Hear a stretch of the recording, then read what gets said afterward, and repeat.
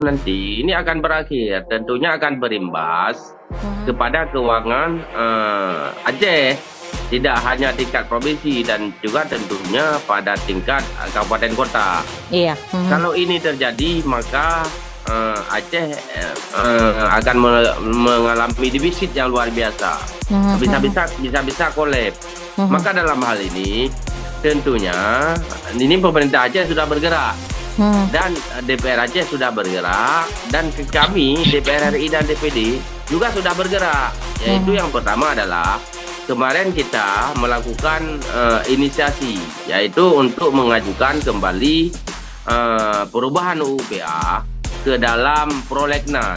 Maka dalam hal tersebut yaitu ada dua usulan inisiatif yang masuk. Ini yang pertama adalah surat inisiatif untuk perubahan UPA tersebut diajukan ke Balik oleh Bapak Muslim Ayub, anggota DPR RI.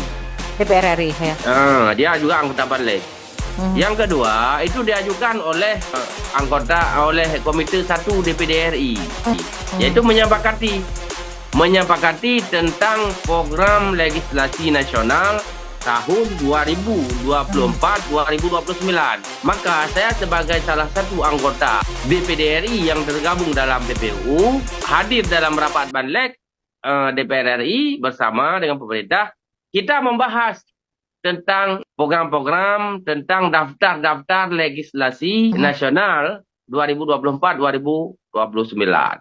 Iya. Jadi maka saya termasuk salah satu yang mempertahankan agar perubahan UPA tersebut masuk ke dalam prolegnas 2024-2029. Nah, yang menjadi kendala apa sekarang? Yang menjadi kendala adalah untuk memasukkan program tersebut ke dalam prolegnas prioritas di 2026. Kalau 2025 ini udah terlambat, ya kan?